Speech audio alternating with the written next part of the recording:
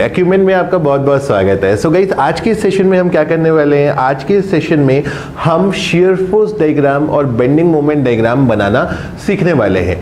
मेरा नाम है डॉक्टर उमाशंकर त्रिपाठी और आज के सेशन में मैं आपको ऐसी ट्रिक सिखाऊंगा जिससे आपका कभी भी जीवन में कोई भी क्वेश्चन का, चाहे वो आसान हो, चाहे कठिन हो, चाहे उसमें कितने भी लोड लग जाए, चाहे कुछ भी हो जाए, आपका एसएफडी और बीएमडी गलत नहीं होगा।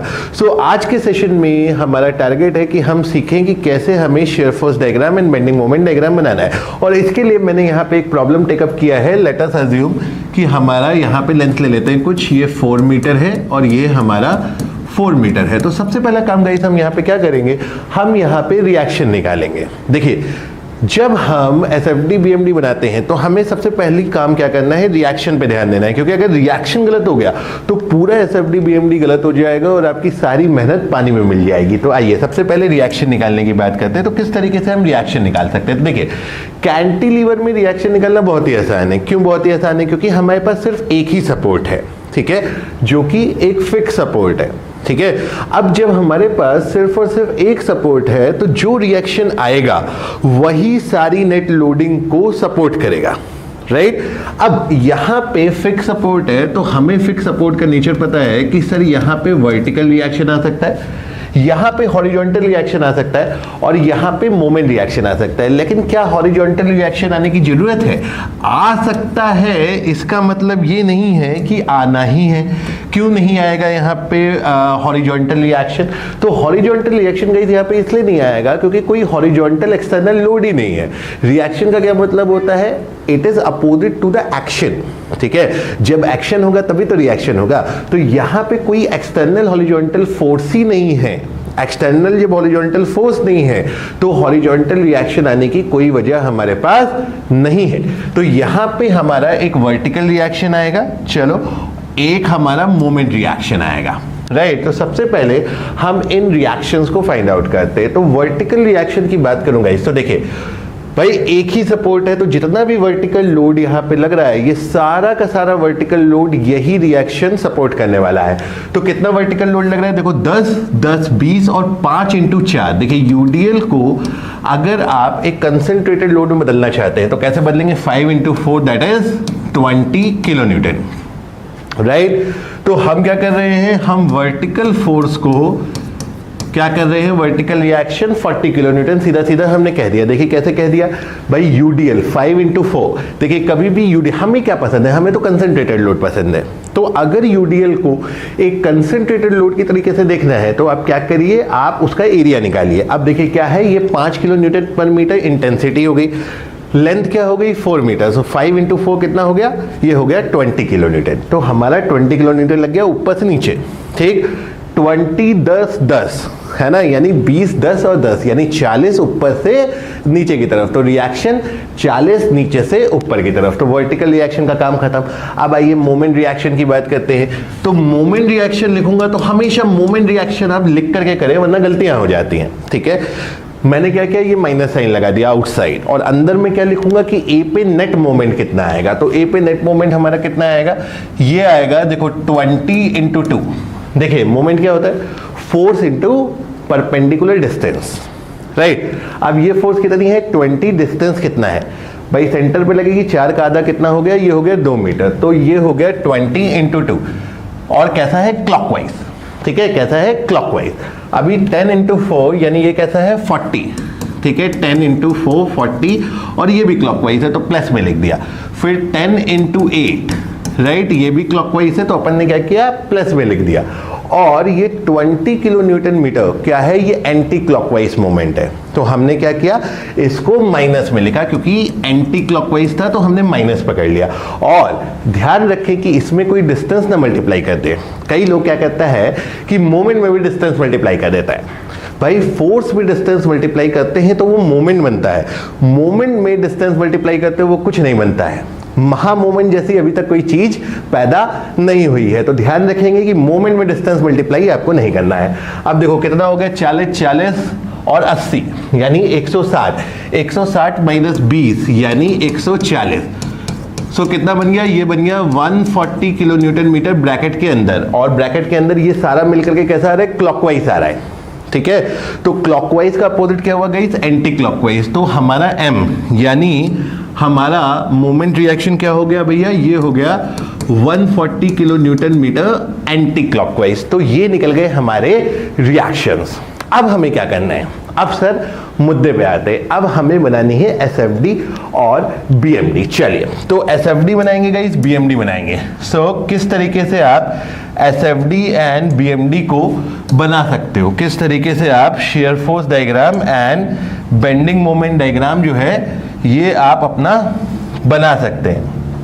तो क्या करेंगे भाई, shear force diagram and bending moment diagram बनाने के लिए आइए कुछ नियम देखते हैं। ठीक है, कुछ नियम समझते हैं और उन नियम से हम बनाएंगे, और बहुत ही आसान नियम है गाइस। ठीक है, आइए। तो सबसे पहला नियम हमारा है कि while making shear force diagram, while making shear force diagram calculate twice at the points where concentrated load is applied. Concentrated load is applied. Alright? मतलब क्या करेंगे आप उन पॉइंट्स पे 2 दफा कैलकुलेट करेंगे जिसपे कंसंट्रेटेड लोड लग रहा है, किसमें, शेयर फोर्स डायग्राम में। ठीक है, आइए इधर आते हैं, वापस क्वेश्चन पे आते हैं। तो अब आपको गाइस इसमें ये देखना है कि कौन से ऐसे पॉइंट है जिसपे कंसंट्रेटेड लोड लग रहा है। ये मान लीजिए ए, बी एंड सी है, राइट। ठीक है, तो किन पॉइंट्स पे कंसंट्रेटेड लोड लग रहा है। तो सोचिए, अब जब मैं ये सवाल पूछता हूँ, लोग कहता है कि सर बी और सी पे, तो मैं इस पे कहता हूँ कि कुछ समय ऐसे होते हैं जिसमें टीचर हेल्प नहीं कर पाता है, जिसमें डॉक्टर के पास जाना पड़ता है। अब देखिए कंसंट्रेटेड लोड आपको देखने कहाँ लग रहे हैं, बहुत कोई बड़ी बात नहीं बोल रहा हूँ। तो कहाँ लग रहे हैं भैया कंसंट्रेटेड लोड, तो कंसंट्रेटेड लोड बेटा, कंसंट्रेटेड लोड लग रहा है हमारा, कंसंट्रेटेड लोड हमारा लग रहा है कहाँ पे, ए पे लग रहा है, बी पे लग रहा है और सी पे लग रहा है। मतलब जब हम कैलकुलेशन की बात करेंगे, भाई इसको हटाओ, ये तो मिल गया हमको, है ना। तो कंसंट्रेटेड लोड की जब हम बात करेंगे, शेयर फोर्स डायग्राम की कैलकुलेशन की बात करेंगे, तो कंसंट्रेटेड लोड लग रहा है ए पे, कंसंट्रेटेड लोड लग रहा है बी पे और कंसंट्रेटेड लोड लग रहा है सी पे, राइट। ए पे कंसंट्रेटेड लोड है, बी पे कंसंट्रेटेड लोड है, सी पे कंसंट्रेटेड लोड है। तो यहां आप 2 एरो लगा दीजिए, 2 एरो मतलब यहां पे आप 2 कैलकुलेशन करने वाले हो। ठीक है, कैलकुलेशन क्या होगी उसकी अभी आगे बात करेंगे। सबसे पहले आइडेंटिफाई करेंगे कहां कितनी कैलकुलेशन करनी है। ठीक है, अब आते हैं नेक्स्ट रूल पे। ठीक है, नेक्स्ट रूल पे आते हैं। तो ये तो हो गया एसएफडी के लिए। अभी व्हाइल मेकिंग बीएमडी, जब आप बेंडिंग मोमेंट डायग्राम बनाएंगे, while making BMD calculate twice at the points where concentrated moment is applied. Calculate twice at the points where concentrated moment is applied. Right? ठीक है, तो भैया BMD बेंडिंग मोमेंट डायग्राम बनाते वक्त उन points पे 2 दफा कैलकुलेट करें जिसपे कंसंट्रेटेड मोमेंट्स लग रहे हैं। ठीक है, कितनी दफा, 2 दफा। देखिए आइए किन पॉइंट्स पे, तो देखिए मैं आपसे क्या मांग रहा हूं, आपको बस गाइस ये देखना है कहां कंसंट्रेटेड लोड लग रहा है, कहां कंसंट्रेटेड मोमेंट लग रहा है, कोई बहुत बड़ी बात तो नहीं है। आइए बीएमडी पे आते हैं। तो बीएमडी कैलकुलेशन करते वक्त while making the bending moment diagram, चलिए यहां लिख लेते हैं। तो बीएमडी बनाते वक्त उन पॉइंट्स पे 2 दफा कैलकुलेट करना है जहां कंसंट्रेटेड मोमेंट है। तो बताइए कहां कंसंट्रेटेड मोमेंट है। अब आप कहेंगे सर ए पे है, सी पे है। याद रखिए बेटा, रिएक्शन की पूरी इज्जत करिएगा। मैंने देखा है कि लोग रिएक्शन भूल जाता है, रिएक्शन नहीं देखता। तो रिएक्शन की पूरी इज्जत करनी है, उसका वर्टिकल लोड भी देखना है, मोमेंट भी देखना है। तो ए पे क्या लग रहा है, कंसंट्रेटेड मोमेंट, सी पे लग रहा है कंसंट्रेटेड मोमेंट। इस पे आपने 2 दफा, इस पे आपने 2 दफा कर लिया। आइए तीसरे रूल पे आते हैं। ठीक है, अब तीसरा रूल है calculate once at the point which are, calculate ones at a point which are at the beginning and ending of any distributed load, which are at the beginning and ending of any distributed load. ठीक है, तो भैया क्या करेंगे, अच्छा पहली बात ना यहाँ मैंने एसएफडी लिखी ना बीएमडी लिखी। जब मैंने यहाँ एसएफडी नहीं लिखा बीएमडी नहीं लिखा तो इसके मायने क्या बने, इसके मायने हैं कि सर ये जो है ये दोनों पे वैलिड है।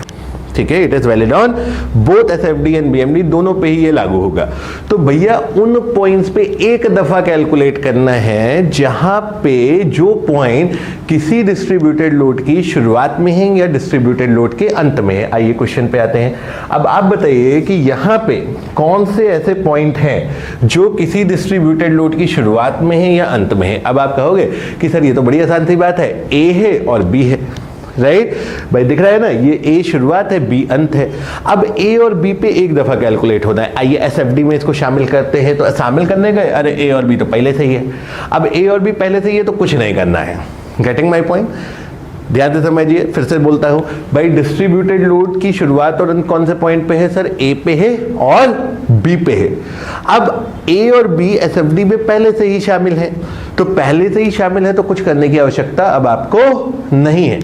अगर शामिल नहीं होते तो शामिल कर लेते। जैसे बीएमडी में देखिए ए और बी को शामिल करना है इस नियम के अनुसार, लेकिन ए तो पहले से ही शामिल है, तो जब ए पहले से शामिल है तो कुछ करने की आवश्यकता नहीं है। लेकिन बी शामिल नहीं है। अब जब बी शामिल नहीं है तो बी को क्या करना है, बी को शामिल करना है, लेकिन उस पर एक ही कैलकुलेशन करेंगे तो एक एरो लगा दिया। ठीक है, ये मेथड आप कहीं पर भी जाके करिए।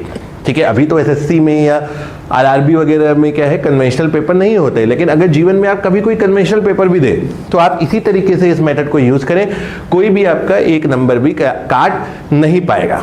ठीक है, ट्रस्ट मी ऑन दैट, कोई दिक्कत की बात नहीं है। अब हमने क्या किया भैया, ये मिल गए। चलिए एक और रूल पे आते हैं, चौथा रूल। चलिए ये 3 रूल हो गए, चौथे रूल पे आते हैं। इन बीएमडी, ये किस पे वैलिड है, सिर्फ और सिर्फ बीएमडी पे वैलिड है। So in BMD calculate once at the points at which, calculate once at the points at which concentrated load is there. ठीक है, तो बीएमडी बनाते वक्त उन पॉइंट्स पे एक दफा कैलकुलेट करना है जहां पे कंसंट्रेटेड लोड है। याद रखिएगा, लोड ना कि मोमेंट। तो अब जहां कंसंट्रेटेड लोड है गाइस, जहां आपके कंसंट्रेटेड लोड है, तो कहां कंसंट्रेटेड लोड है भैया, ए पे है, बी पे है, सी पे है। बीएमडी की बात हो रही है, ए पे है, बी पे है, सी पे है। तो इस नियम के अनुसार इसमें एक दफा कैलकुलेट होना है। लेकिन भैया ये तो पहले से ही तीनों शामिल है, पहले से ही शामिल है, तो कुछ भी करने की आवश्यकता नहीं है।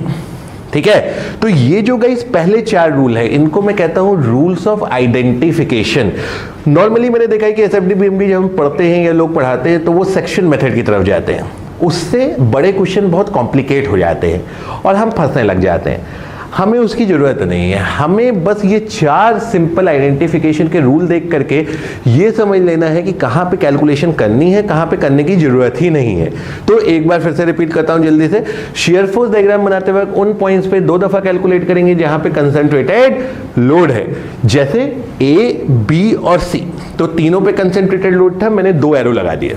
ठीक है, फिर एसएफडी बनाते वक्त या बीएमडी बनाते वक्त उन पॉइंट्स पे एक दफा कैलकुलेट करेंगे जो किसी डिस्ट्रीब्यूटेड लोड की शुरुआत में है या अंत में है। ठीक है, वो पॉइंट्स कौन से थे, ए और बी। लेकिन ए और बी एसएफडी में पहले ही शामिल थे तो दोबारा शामिल करने की आवश्यकता नहीं थी। अब बीएमडी पे आते हैं, एसएफडी के लिए केवल यही 2 रूल काम करेंगे। ठीक है, बीएमडी पे आते हैं। बीएमडी पे उन पॉइंट्स पे 2 दफा कैलकुलेट करना है जहां कंसंट्रेटेड मोमेंट है। ठीक है, तो कहां कंसंट्रेटेड मोमेंट है साहब, ए पे है, सी पे है, तो ए पे 2 दफा, सी पे 2 दफा। फिर उन पॉइंट्स पे एक दफा कैलकुलेट करना है जो किसी डिस्ट्रीब्यूटेड लोड की शुरुआत में है या फिर अंत में है। तो उसके अनुसार ए हो गया, बी हो गया। ए पहले से ही था तो कुछ नहीं किया, बी नहीं था तो उस पे एक एरो लगा करके शामिल कर लिया। फिर चौथा रूल केवल बीएमडी के लिए है कि उन पॉइंट्स पे एक दफा कैलकुलेट करना है जहां कंसंट्रेटेड लोड है। तो कंसंट्रेटेड लोड कहां पे है सर, ए पे है, बी पे है, सी पे है। लेकिन ए, बी और सी तो पहले से ही शामिल है। अब जब वो पहले से ही शामिल है तो आपको और कुछ करने की आवश्यकता नहीं है। ठीक है, तो ये जो चार थे हमारे, ये थे रूल्स ऑफ आइडेंटिफिकेशन, और इन रूल्स ऑफ आइडेंटिफिकेशन की मदद से हमने क्या किया, हमने कहां पे कितनी कैलकुलेशन है ये सॉर्ट आउट कर ली। अब आते हैं कैलकुलेशन पे, चलिए ठीक है। तो अब कैलकुलेशन करने के लिए सबसे पहले गाइस हमको देखने पड़ेंगे साइन कन्वेंशन, तो इसको अपन ले लेते हैं रूल नंबर 4, ठीक है, मतलब रूल नंबर 5। अब रूल नंबर 5 से हमारे शुरू हो गए रूल्स ऑफ कैलकुलेशन। तो सबसे पहले साइन कन्वेंशन की बात करते हैं। तो बेटा जब हम एसएफडी बनाते हैं, बीएमडी बनाते हैं, तो हमारी लिबर्टी रहती है कि हम लेफ्ट से चलें या राइट से चलें। हम यहाँ पे लेफ्ट हैंड साइड से चलते हैं, चलिए। आप चाहे तो राइट से भी चल सकते हैं, बस जो साइन कन्वेंशन में बताऊं उसका अपोजिट लेना पड़ेगा। तो क्यों पंगे लेने यार, लेफ्ट से ही चल लेंगे, क्या दिक्कत है, ठीक है। तो लेफ्ट से चलते हैं। तो शेयर फोर्स डायग्राम बनाते वक्त आप इन साइन कन्वेंशन का फॉलो करोगे, ठीक है। नीचे से ऊपर की तरफ पॉजिटिव, ऊपर से नीचे की तरफ निगेटिव। और बीएमडी लेते वक्त आप इस साइन कन्वेंशन का फॉलो करोगे, ये दिखेगा तो पॉजिटिव, ये दिखेगा तो निगेटिव, यानी clockwise positive, anti clockwise negative. और ये आप कब यूज करोगे, जब आप लेफ्ट हैंड साइड से चलोगे, राइट। Very very simple. तो ये तो हो गई साइन कन्वेंशन। अब कैलकुलेशन करते वक्त क्या करोगे, while making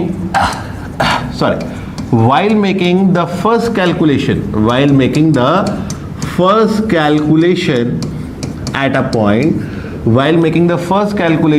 at a point, consider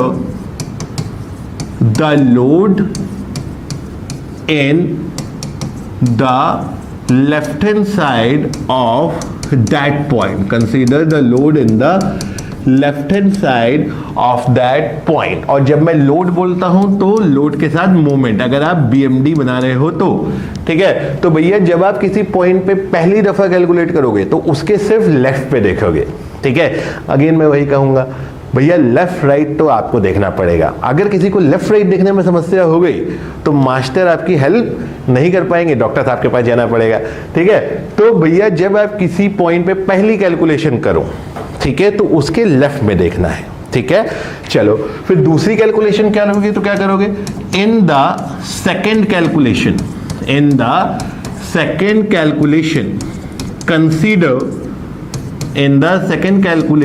consider load oblique moment, load in the case of shear force diagram and moment BMD के केस में, ठीक है।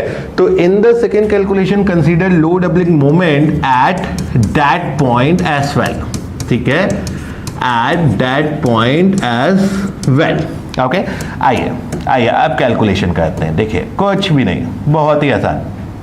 आइए आज के सेशन के बाद आपको एसएफडी बीएमडी बनाने में जीवन में कभी कोई समस्या नहीं आएगी, लेकिन आपको उसके लिए ये सेशन ध्यान से देखना होगा। और इस सेशन के बाद हम कुछ सेशन और करेंगे जिसमें हम प्रैक्टिस क्वेश्चन करेंगे एसएफडी बीएमडी की, ताकि और मजबूती आपको मिले, ठीक है। आइए तो अब भाई गलती ना हो इसके लिए आप जरा ये यहां बना लिया करो, वरना क्या है मिस्टेक हो जाती है, ठीक है। अब ए पे देखें तो ए के लेफ्ट देखिए, ए के लेफ्ट में क्या दिखता है, ए के लेफ्ट में दिखती है हवा, ठीक है। कुछ भी नहीं है ए के लेफ्ट में तो जीरो लगा दो भाई, है ना। अब किसी को कुछ दिख रहा हो तो डॉक्टर साहब, ठीक है, ये वाले डॉक्टर साहब नहीं, इंजीनियरिंग के डॉक्टर नहीं भाई, मेडिकल साइंस के डॉक्टर के पास जाना पड़ेगा, समझ रहे हो। तो ए के लेफ्ट, ठीक है, ए के लेफ्ट में देखोगे कुछ भी नहीं है यार, जीरो है, लिख दो जीरो। दूसरी कैलकुलेशन में उस पॉइंट पे जो लोड लग रहा है उसको शामिल कर लो, तो नीचे से ऊपर लग रहा है तो 0 + 40 कर दिया आपने, है ना, कोई दिक्कत नहीं है। अब बी के लेफ्ट देखिए, केवल लोड देखिए, तो बी के लेफ्ट में देखेंगे तो नीचे से ऊपर की तरफ ये 40 दिख रहा है, रिएक्शन को पूरी इज्जत देने का है, ठीक है। ये रिएक्शन बहुत भूलता है आदमी को, ठीक है। तो क्या हो गया, +40 हो गया। और क्या दिख रहा है, ये पूरा यूडीएल भी लेफ्ट में दिख रहा है आपको बी के, तो पूरा यूडीएल लेफ्ट में है, उसकी नेट इंटेंसिटी 20 है, ऊपर से नीचे है तो -20 लगा दीजिए, ठीक है। कितना हो गया, ये हो गया +20। In the second calculation consider the load at that point as well.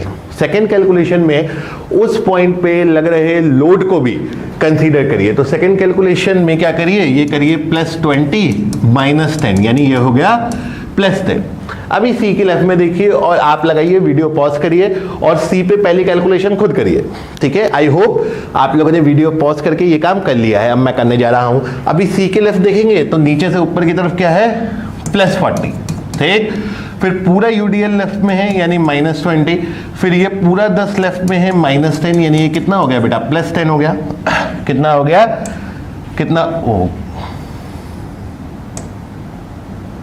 Sorry कितना हो गया, ये हो गया +10। मुझे लगा पूरा मिट गया, सारी मेहनत खराब हो गई, है ना, ऐसा नहीं हुआ, बच गए। ठीक है, तो ये है +10, राइट। तो क्या हो गया +40 -20 -10, क्या किया सी के लेफ्ट में देखा। अब in the second calculation consider load at that point as well, so +10 ऊपर से नीचे -10, सो +10 -10 कितना हो गया बाबू, 0 हो गया। क्लियर हो रहा है। और कभी भी आप कोई लोडिंग डायग्राम बनाएं, चाहे वो एसएफडी हो, चाहे वो बीएमडी हो, चाहे वो एक्सेल लोडिंग डायग्राम हो, चाहे वो टर्निंग मोमेंट डायग्राम हो, हमेशा लास्ट पॉइंट 0 ही आता है, क्योंकि सॉम में आप बैलेंस प्रॉब्लम डील करते हैं। तो अगर 0 नहीं आए तो समझिए कि आपने कोई नया आविष्कार नहीं किया है, आपने गलती कर दी है, दोबारा करना पड़ेगा। ठीक है, तो लास्ट कैलकुलेशन हो गई 0। आई होप समझ में आया। ठीक है, आइए अब बीएमडी कैलकुलेशन कर लेते हैं, फिर बनाते हैं एक बार में। आइए, गलती ना हो उसके लिए साइन कन्वेंशन यहां लगा लीजिए, ये हो गया पॉजिटिव, ये हो गया निगेटिव। अभी पहले पॉइंट पे देखिए, ए पे देखिए, ए के लेफ्ट में क्या मोमेंट है सर, कुछ नहीं है, हवा है, 0 हो गया। In the second calculation consider the moment at that point as well, so 0 -140। ठीक है, अभी बी पे देखेंगे, बी के लेफ्ट में देखेंगे, तो बी के लेफ्ट में देखेंगे तो ये है -140। ठीक है, -140, फिर 20 × 2। ठीक है, 20 × 2 लेफ्ट में है, 20 × 2 लेफ्ट में है, तो ये क्या है एंटी क्लॉकवाइज, तो 20 × 2।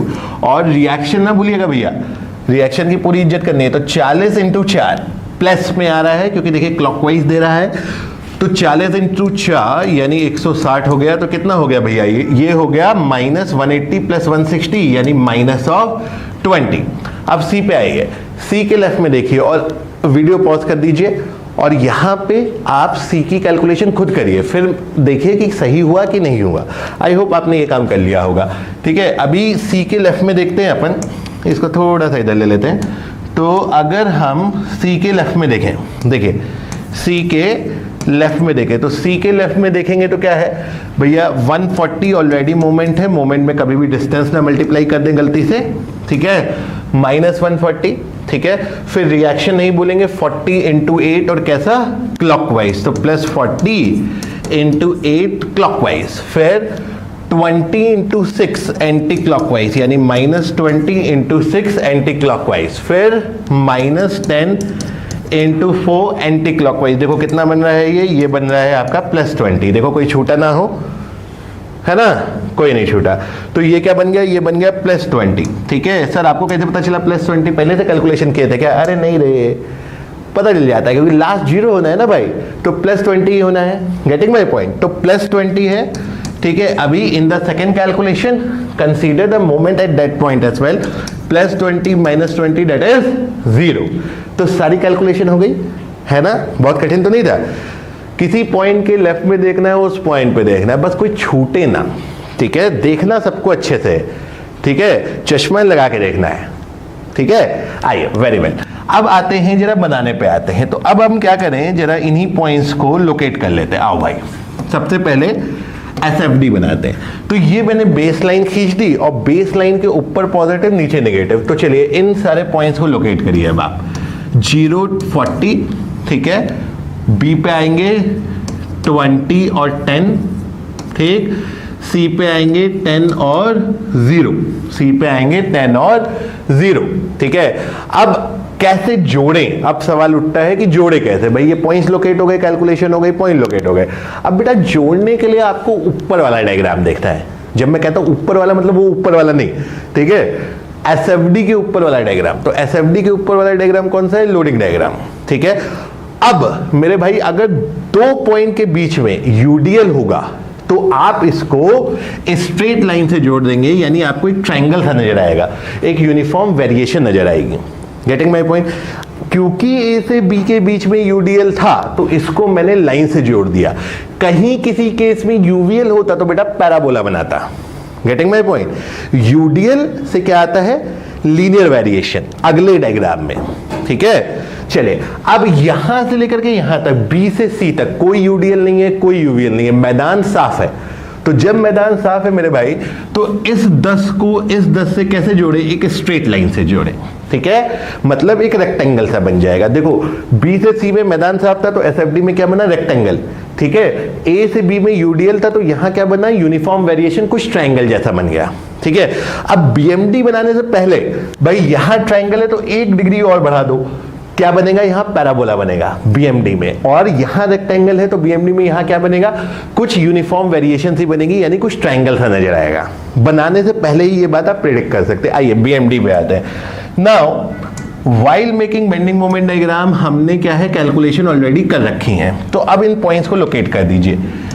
क्या है जी, 0 -140, ठीक है। अभी ये क्या है, ये है -20, और ये क्या है, ये है +20 एंड 0, राइट बेटा। अब मेरी बात को जरा ध्यान से सुनिएगा भाई, यहां से यहां कैसे जोड़ें, तो सर ऊपर यूनिफॉर्म वेरिएशन है तो 1 डिग्री हाई क्या हुआ, 1 डिग्री हाई हुआ पैराबोला। तो भाई यहां से यहां क्या बनाने का है, पैराबोला बनाने का है। तो अब सवाल मन में आया कि साहब पैराबोला तो बनाना है, लेकिन पैराबोला तो जी ऐसा भी बनता है और पैराबोला जी ऐसा भी बनता है, ठीक है। पैराबोला तो आप ऐसा भी बना सकते हो, ऐसा भी बना सकते हो। अब सवाल उठा कि इन दोनों में से कौन सा पैराबोला सही है, ठीक है। तो भाई इन दोनों में से एक पैराबोला है इंक्रीजिंग और एक पैराबोला है डिक्रीजिंग। तो सवाल ये उठता है कि साहब यहां पे हम क्या डिक्रीजिंग पैराबोला बनाएंगे या इंक्रीजिंग पैराबोला बनाएंगे। तो अब आप देखिए, अगर ये सवाल जब भी आपके मन में आता है कि इंक्रीजिंग बनाना है डिक्रीजिंग बनाना है और ये कॉन्सेप्ट सेम है, आप क्या है पैराबोला बनाएं या क्यूबिक पैराबोला बनाएं, ठीक है। तो भाई यहां पे पैराबोला हमको डिक्रीजिंग बनाना है या इंक्रीजिंग बनाना है, ये जानने के लिए आपको देखना है मैग्नीट्यूड ऊपर वाले डायग्राम का। मतलब आप बीएमडी बना रहे हो तो इसके ऊपर क्या है, एसएफडी, तो आप देखोगे मैग्नीट्यूड ऊपर वाले डायग्राम का, और क्या देखोगे, सिर्फ और सिर्फ मैग्नीट्यूड देखोगे। फिर से रिपीट करता हूं, सिर्फ और सिर्फ मैग्नीट्यूड। एक और बात करता हूं, सिर्फ और सिर्फ मैग्नीट्यूड, सिर्फ और सिर्फ मैग्नीट्यूड, सिर्फ और सिर्फ मैग्नीट्यूड, और कुछ नहीं, ठीक है। तो ये देखिए ए से बी में शियर फोर्स का मैग्नीट्यूड क्या कर रहा है, डिक्रीज कर रहा है। शियर फोर्स का मैग्नीट्यूड क्या कर रहा है, डिक्रीज कर रहा है। अब जब शियर फोर्स का मैग्नीट्यूड डिक्रीज कर रहा है तो हमें कैसा पैराबोला बनाना है जी, डिक्रीजिंग पैराबोला बनाना है। तो डिक्रीजिंग पैराबोला कौन सा वाला है, ऊपर वाला है। अरे सर हमें डिक्रीजिंग पैराबोला नहीं पता चलता है, कोई बात नहीं, अभी पता कर लेते हैं, कोई दिक्कत नहीं है। आइए, कैसा पैराबोला हमको डिक्रीजिंग पड़ता है, कैसा इंक्रीजिंग पड़ता है। तो देखिए ये जो डिक्रीजिंग इंक्रीजिंग होता है ये और कुछ नहीं होता है, स्लोप होता है। आइए चेक कर लेते हैं, नहीं अगर उससे भी हो तो रट लीजिए, कोई बड़ी बात नहीं है। आइए देखिए, तो भाई आप इस डायरेक्शन में चेक कर रहे हो, तो कभी भी एसएफडी बीएमडी बनाओगे लेफ्ट से चलोगे तो या तो ऐसे चलोगे या तो ऐसे चलोगे, इसके अलावा तो कोई और ऑप्शन है नहीं, है ना। तो भाई अगर पैराबोला ऐसा बना, ठीक है, तो ये है डिक्रीजिंग। कैसे चेक कर सकते हो, देखिए हॉरिजॉन्टल लाइन बना लीजिए, ये आपकी हॉरिजॉन्टल लाइन बन गई, और वर्टिकल लाइन को जोड़िए। तो क्या आपको महसूस लगता है कि वर्टिकल लाइन छोटू छोटू छोटू छोटू होती जा रही है, यानी ये पैराबोला कैसा है, ये है आपका decreasing parabola. Getting my point, ठीक है।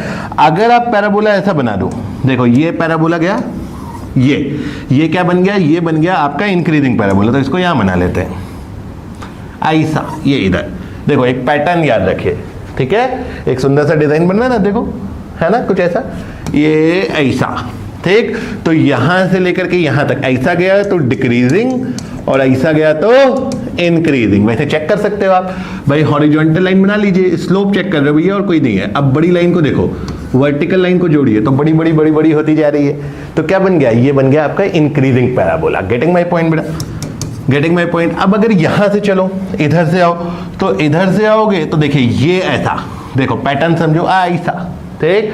तो ये क्या बन गया, देखो डिक्रीजिंग, देखो हॉरिजॉन्टल लाइन पकड़िए, वर्टिकल को जोड़िए, देखिए वर्टिकल छोटू होता जा रहा है, तो ये क्या है, डिक्रीजिंग है, और ये क्या है, ये हो गया इंक्रीजिंग। देखिए हॉरिजॉन्टल लाइन लीजिए, वर्टिकल को जोड़िए, ठीक है, तो क्या होती जा रही है, इंक्रीज करती जा रही है। तो कोई दिक्कत की बात नहीं बेटा। और सबसे बढ़िया है, अगर इसमें आपको समझने में दिक्कत होती तो इसको याद कर लीजिए, देखिए पैटर्न देखिए, या ठीक है। तो क्या बन गया, ये है डिक्रीजिंग, इंक्रीजिंग, डिक्रीजिंग, इंक्रीजिंग, कोई दिक्कत की बात नहीं है ना। तो भैया फिर से एक बार क्वेश्चन पे आएंगे, आया आया आइए देखिए, तो भाई यहां से यहां कैसा पैराबोला बनाता था? डिक्रीजिंग बनाना था। क्यों डिक्रीजिंग बनाना था? क्योंकि ऊपर वाले डायग्राम का मैग्नीट्यूड डिक्रीज कर रहा था।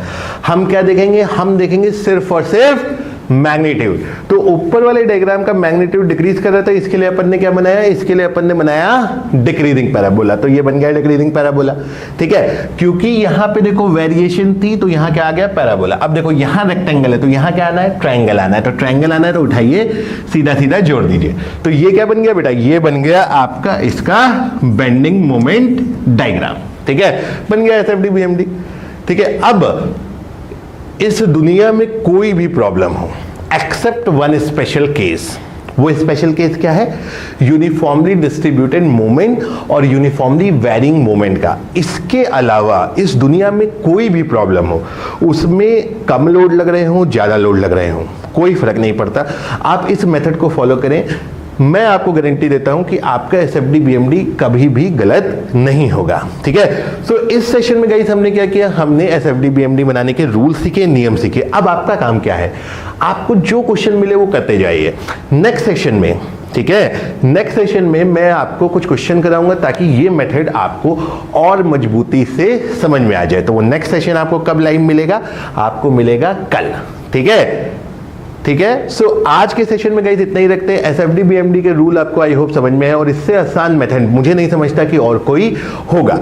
मेथड तो चलो कुछ स्पेशल केसेस में क्या होता है कि लो भाई ऐसा ऐसा बना लो, लेकिन क्या करते हैं? 10 मेथड सीखेंगे क्या? इस तरीके का क्वेश्चन ऐसा करो, इस तरीके का क्वेश्चन ऐसा करो, इस तरीके का क्वेश्चन ऐसा करो। इस चक्कर में मत पड़िए, एक तरीका सीखिए, सारे क्वेश्चन में वही लगाइए। आसान हो, कठिन हो, जैसा भी हो, आपको इस मेथड से आपका सही एसएफडी और बीएमडी बनेगा। सो गाइस आज के सेशन में इतना ही। सब्सक्राइब करना मत भूलिएगा, लाइक करना मत भूलिएगा, और नेक्स्ट सेशन में आके प्रैक्टिस क्वेश्चन करना मत भूलिएगा। So with this, thank you very much, have a good day ahead.